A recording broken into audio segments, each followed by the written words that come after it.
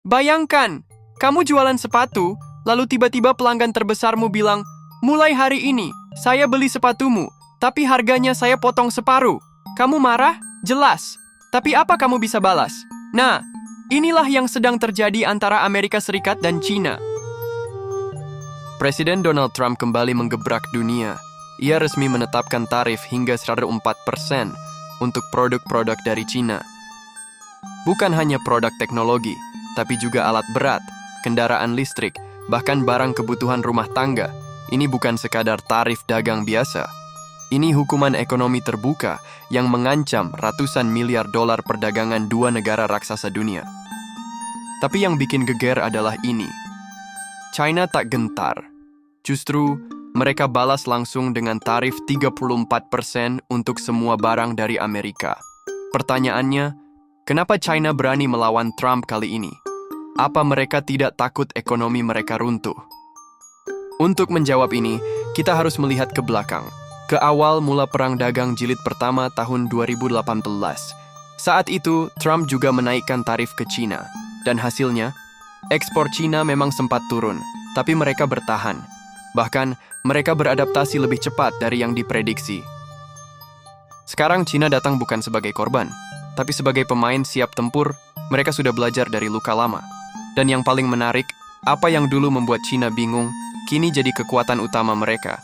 Ayo kita bongkar satu persatu senjata ekonomi rahasia yang membuat China berani menantang Amerika, bahkan di saat negara-negara lain memilih diam. Jika ekonomi adalah medan perang, maka China datang bukan hanya dengan pasukan, tapi juga dengan gudang senjata penuh peluru cadangan. China tak gentar dengan tarif 104% dari Trump. Kenapa? Karena mereka sudah siap dengan amunisi ekonomi yang tak main-main. Pertama, cadangan devisa China saat ini menyentuh angka lebih dari 3 triliun dolar ASEAN bandingkan dengan Amerika sendiri, yang justru sedang dikejar utang lebih dari 34 triliun dolar.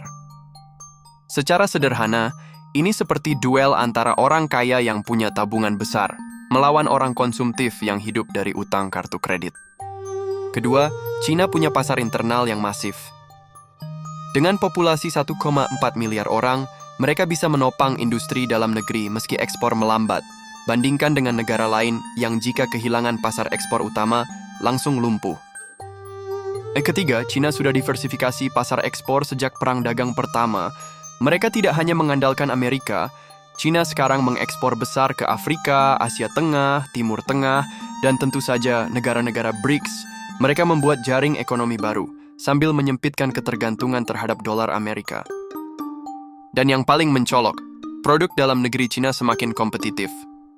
Dari ponsel, kendaraan listrik, hingga chip semikonduktor, China sudah tak lagi sekadar pabrik dunia, tapi mulai naik jadi raksasa teknologi. Inilah alasannya, kenapa ketika Trump menekan dengan tarif tinggi, China tidak hanya bertahan, tapi balas menekan balik, dengan strategi yang lebih matang, lebih luas, dan lebih global. Bagaimana langkah-langkah ini mulai mengguncang dominasi ekonomi Amerika? Dan kenapa dunia mulai berpaling ke arah Beijing? Ketika Amerika sibuk mengancam dengan tarif dan sanksi, China justru sibuk memperluas jaringannya. Diam-diam, dunia mulai melirik arah baru kekuatan global. Perang dagang ini bukan cuma adu tarif. Ini adalah pertarungan legitimasi ekonomi global. Dan yang mengejutkan, China tak sendiri. Sejumlah negara mulai mendekat ke Beijing. Alasannya sederhana. Amerika di bawah Trump makin tak bisa ditebak. Tarifnya melonjak seenaknya. Aliansi jadi dagang paksa. Bahkan sekutu pun ikut kena getahnya. Sementara itu, China tampil lebih stabil dalam pendekatannya. Mereka menjanjikan kerjasama jangka panjang, bukan dominasi. Mereka menawarkan pembiayaan tanpa syarat politik. Mereka memfasilitasi pembangunan infrastruktur melalui program Belt and Road Initiative yang menjangkau Asia, Afrika, bahkan Eropa Timur. Hasilnya, lihat BRICS. Anggotanya kini bukan hanya China, Rusia, India, Brasil, dan Afrika Selatan. Indonesia pun sudah bergabung. Arab Saudi ikut. Argentina sempat mendaftar. Dan lebih dari 40 negara antre untuk menjadi bagian. Artinya, dunia mulai serius mencari alternatif dari dominasi Amerika. Dan ini yang bikin panas telinga Gedung Putih. China dan BRICS sedang mendorong sistem pembayaran global tanpa dolar. mereka mulai melirik yuan dan mata uang lokal sebagai alat tukar baru. Bayangkan, jika transaksi energi, pangan, dan teknologi tak lagi pakai dolar, apa yang tersisa dari kekuatan Amerika?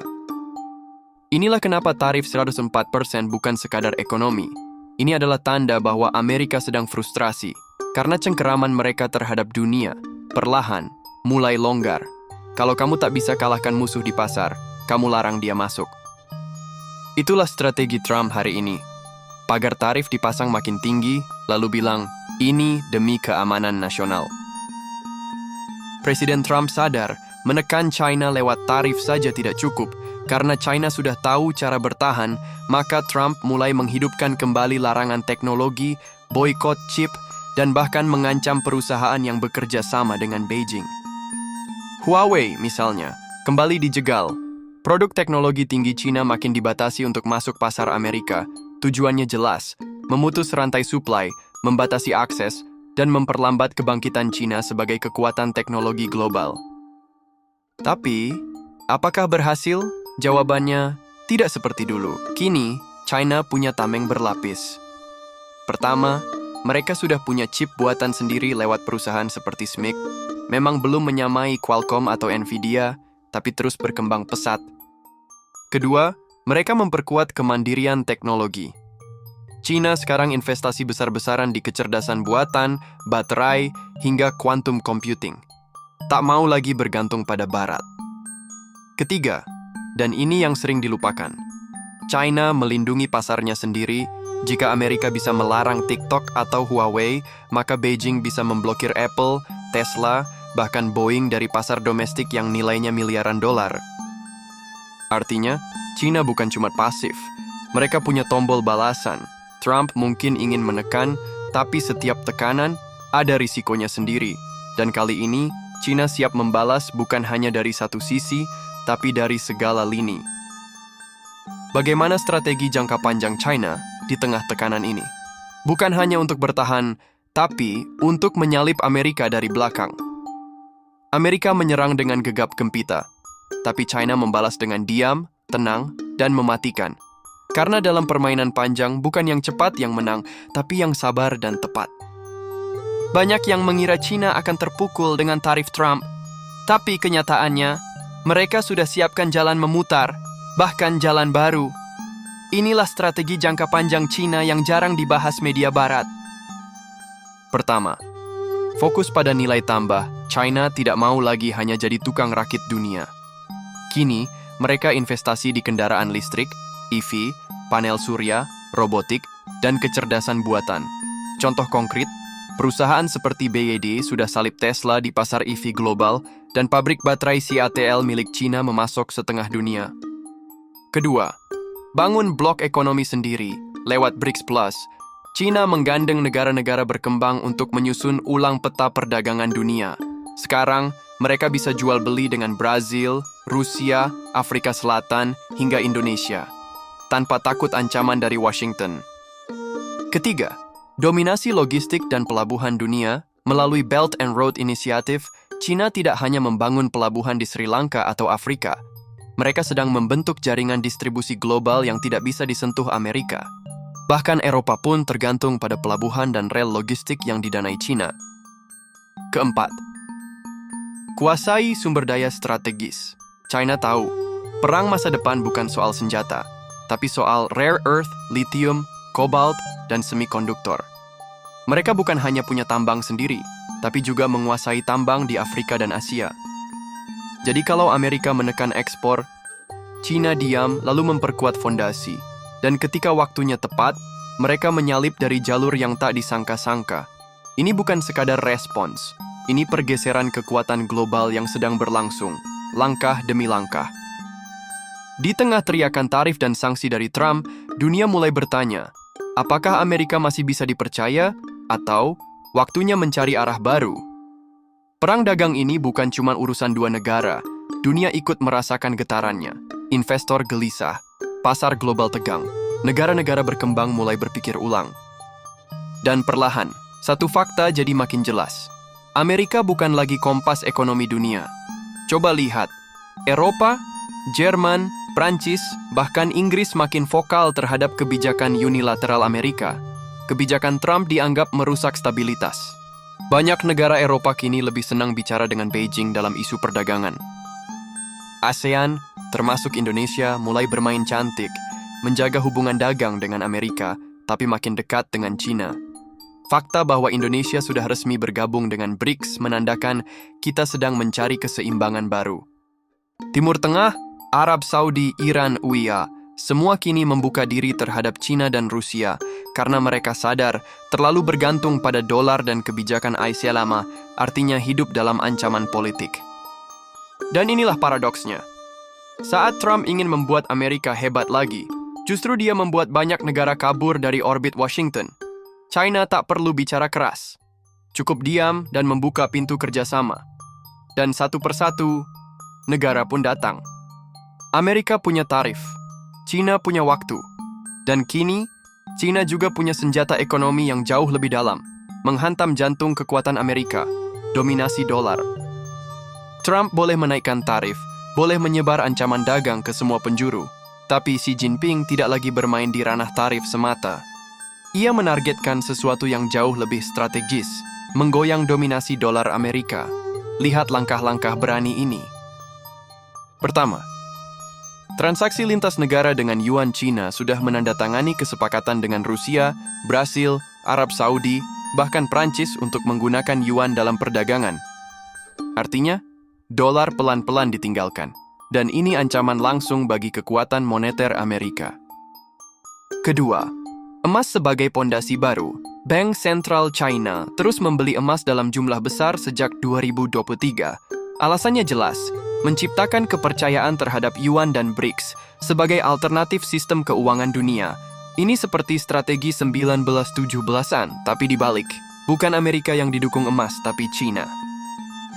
Ketiga, ciptakan sistem pembayaran tandingan. Amerika punya SWIFT, China dan Rusia kembangkan CIPS, sistem pembayaran internasional sendiri. Dengan ini, mereka bisa berdagang tanpa takut diblokir dari sistem barat. Keempat, bangun BRICS Pay, satu langkah revolusioner, menciptakan sistem pembayaran digital antar negara BRICS. Tujuannya, menghapus dominasi dolar dalam transaksi internasional. Dan ingat, Amerika bisa menaikkan tarif 100% sekalipun. Tapi kalau dunia tidak lagi butuh dolar, maka kekuatan sejatinya akan runtuh dari dalam. Inilah strategi China. Bukan hanya bertahan, tapi menggoyang pondasi ekonomi global yang dibangun Amerika selama puluhan tahun. Saat dua raksasa berkelahi, jangan jadi korban yang terinjak. Jadilah pemain yang bisa menari di antara guncangan. Itulah Indonesia yang kita butuhkan hari ini. Perang dagang ini bukan hanya pertarungan tarif, bukan hanya antara Washington dan Beijing, tapi ini adalah pergeseran kekuasaan ekonomi dunia. Dan di tengah pusaran itu, Indonesia tidak boleh diam. Kini, kita punya modal besar. Pertama, sumber daya alam melimpah. Nikel, tembaga, batu bara, emas, bahkan rare earth. Dunia butuh kita, termasuk Amerika dan China. Indonesia bukan hanya pasar. Kita adalah penyedia bahan baku masa depan. Kedua, hilirisasi dan industrialisasi. Kebijakan Presiden Prabowo untuk melanjutkan hilirisasi bukan hanya soal ekonomi, tapi strategi pertahanan nasional dalam bentuk ekonomi. Saat kita ekspor barang jadi, bukan bahan mentah, kita sedang membangun kemandirian. Ketiga, program makan bergizi gratis. Bukan cuma soal perut kenyang. Ini tentang menyiapkan generasi produktif yang kuat, sehat, dan berdaya saing. Karena negara kuat, dibangun dari rakyat yang kuat pula. Keempat, posisi di BRICS kini, Indonesia bukan lagi penonton dari pinggir meja G7, kita punya kursi di BRICS, forum kekuatan ekonomi baru yang sedang menantang dominasi lama. Maka, pilihan ada di tangan kita. Apakah kita akan hanya mengeluh karena tarif Trump, atau kita gunakan tekanan ini sebagai pemicu untuk mempercepat transformasi bangsa? Di saat Amerika dan China sibuk adu otot, Indonesia harus jadi penyeimbang yang cerdas, memanfaatkan peluang, menjaga kedaulatan, dan memimpin dari tengah. Karena di era baru ini, yang cerdas bertahan, yang berani menang, Dan Indonesia sudah waktunya bermain sebagai kekuatan dunia, bukan hanya bertahan, tapi menentukan arah. Inilah saatnya.